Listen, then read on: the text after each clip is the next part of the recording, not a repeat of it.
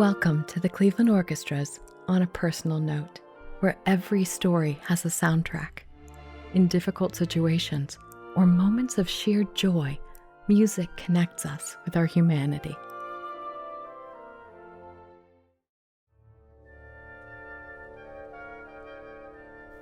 I'm Michael Sachs, the principal trumpet of the Cleveland Orchestra for the last 32 years.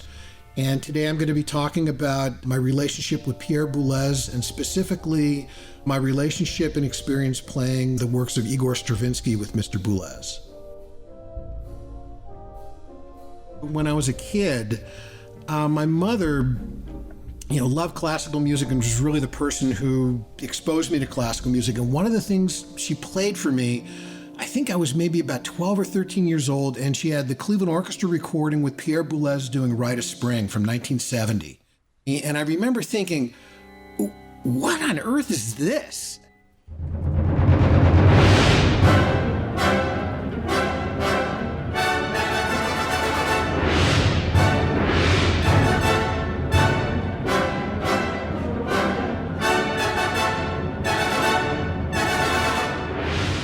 Even though it's 107 years ago that it was premiered in 1913, it's one of those pieces that there was before Rite of Spring and there's everything since.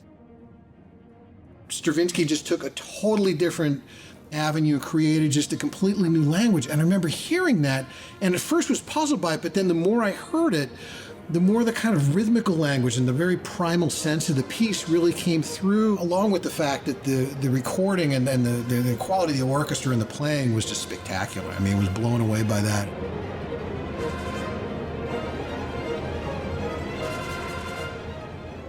And then the next moment for Stravinsky for me was when I was in school. I grew up in Santa Monica, California, where music in the schools was very, very strong. I was actually playing in an 80-piece orchestra by the time I was in high school. We actually played the first tableau of Petrushka, and just learning the rhythm of that and the complexity of that and actually performing that, and then we read through the rest of the piece. So I actually got to play the ballerina's dance, but as a 16-year-old, getting access to the piece and understanding it, it is one of those things, it became really one of my favorite pieces.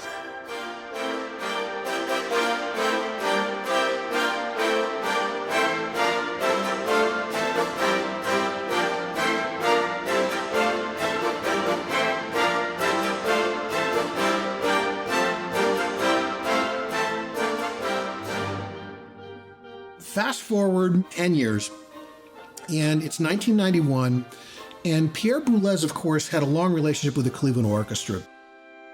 Back in the 60s, George Szell first brought him here in, I believe, 1967 to conduct the orchestra, and then, of course, he was the caretaker between George Szell and Loren Maazel's music directorship. He was with the orchestra quite a lot. They did many, many wonderful recordings. And then he became music director of the New York Philharmonic, and then was no longer able to do much guest conducting. Pierre Boulez is one of those seminal figures in 20th century music. And really his relationship with the music of Stravinsky goes all the way back really to his education, his time in Paris. Stravinsky was as much Parisian as much as he was Russian. So Boulez was a natural person to kind of carry that torch forward of the really just one of the great interpreters of Stravinsky and that style of music.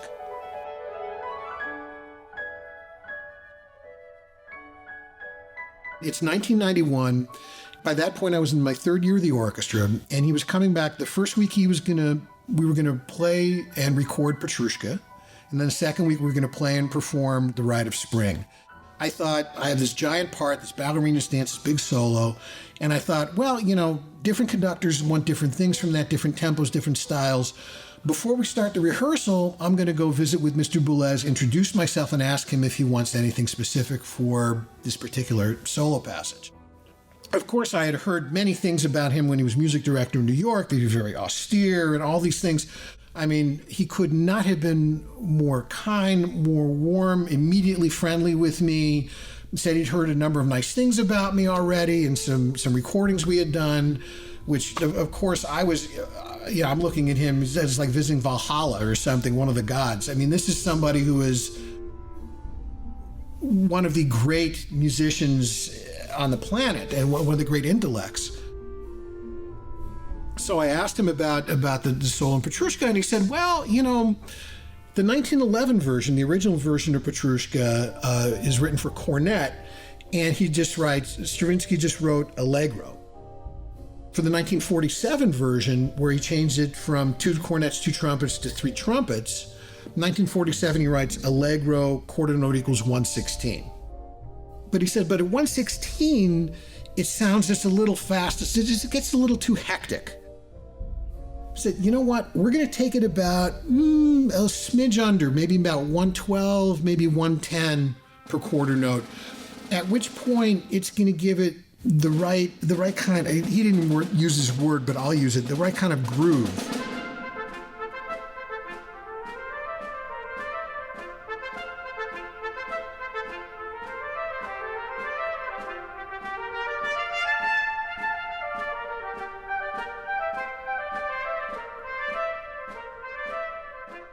And lo and behold, that's exactly what happened. Everything was very calm. And it was a precursor to many things with Boulez, because with Mr. Boulez, when you worked with him, first of all, there was just the ease that he went about doing things. It was very practical. Just everything had purpose that he was doing. It was very clear what he was doing with his hands, and it was almost like he was setting you up and handing it to you on a platter. There's someone like, here's the time, here it is, here, I'm going to frame it for you, go ahead and sound phenomenal. He would take things half a click slower than normal, but because of that, the ensemble was able to get absolutely razor sharp together. And because of that, intonation, note lengths, articulation, and especially the style of the piece came through, and the piece just jumped with energy and excitement.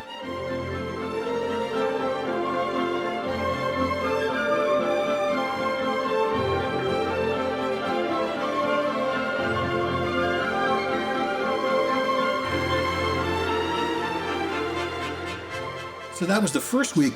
The next week, getting to do Rite of Spring was another just mind-blowing experience with him. I mean, of course, my experience with the original 1970 recording and, knowing that like the back of my hand. And then here he is in front of me 21 years later, I'm getting to play it with him. A lot of guys at that point were still guys who had played with him on the original recording. And I think that was the first time the orchestra had played Rite of Spring, or it was really the first time they felt like they really learned Rite of Spring was with Boulez. So having him come back and having an evolved acumen 21 years later, but still very much the same kind of perspective, and having those players know it so well, and just the energy in the room doing that piece was really something I will never forget. From the bassoon starting it alone with that really eerie high solo all the way through to the end, with this crazy ending with all the percussion and everybody's kind of raging. In some ways, it's almost like a great heavy metal tune.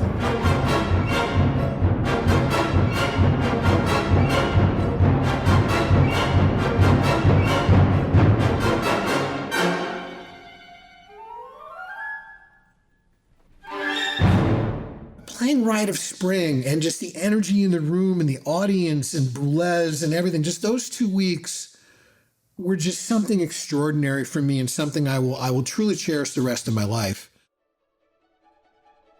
And then over the next number of years, Mr. Boulez was actually coming back quite often. There were a couple of conductor seminars, workshops that we did, one in Carnegie Hall and one in Paris, where he was working with conductors. And one of the pieces we did with that was Stravinsky's Song of the Nightingale. And what was fascinating is to watch Boulez not only conducting the piece, but then working with conductors and showing them how to conduct the piece, and also giving them a window into how he deconstructs the piece and then puts it back together.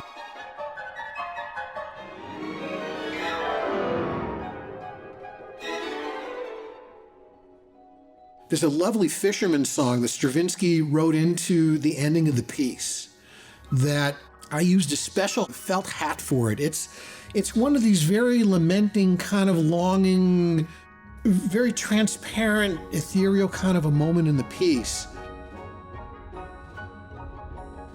And David Zauder, a wonderful longtime second trumpet player who became very much a father to me, a second father to me, here in Cleveland, was a second trumpet player and the personnel manager who had played with my predecessor, Bernie Edelstein, for roughly about 30 years, and then with me for about 10.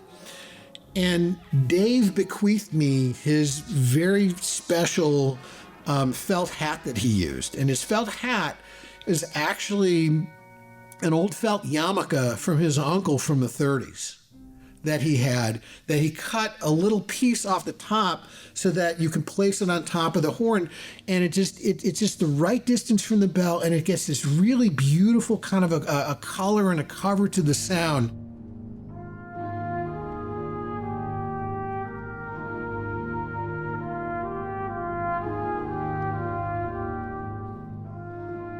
And it's actually, the Song of Nightingale was the first time I used that.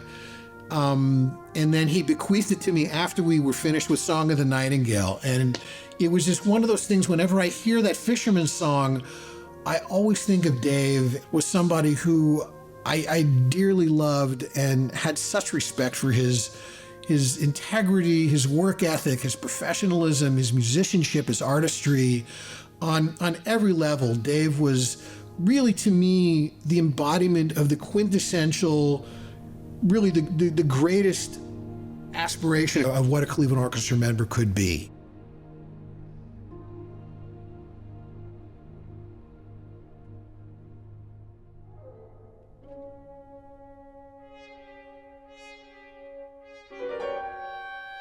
Mr. Zell really wasn't that keen on doing a lot of contemporary music or more contemporary music.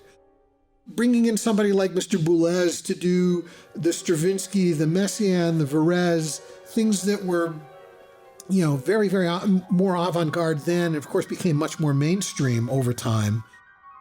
That, being very, very much a part of the fabric of what the Cleveland Orchestra became and is now, is very much attributed to the work with Mr. Boulez and the way he worked with the orchestra and the way, in many ways, he taught the orchestra to play many of these pieces.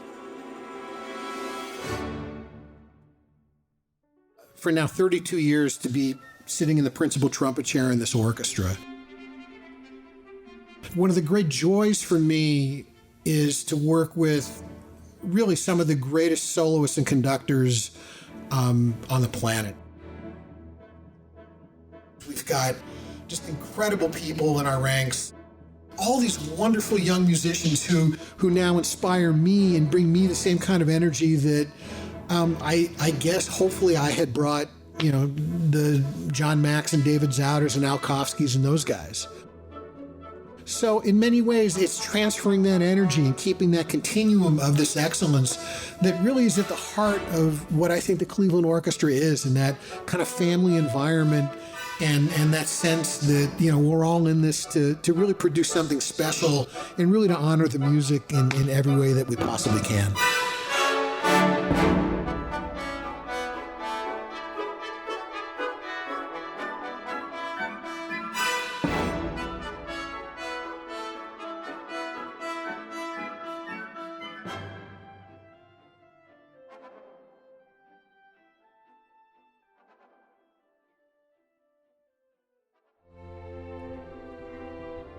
Michael Sachs chose 3 works by Stravinsky. We heard The Rite of Spring, Petrushka, and Song of the Nightingale. Michael and Pierre Boulez share a singular devotion to the music that is utterly compelling, and we think it's the perfect note to end on with this first season of On a Personal Note. We've loved sharing these stories and this music with you over the past 10 weeks. You can find all 10 episodes and the bonus at clevelandorchestra.com/podcast.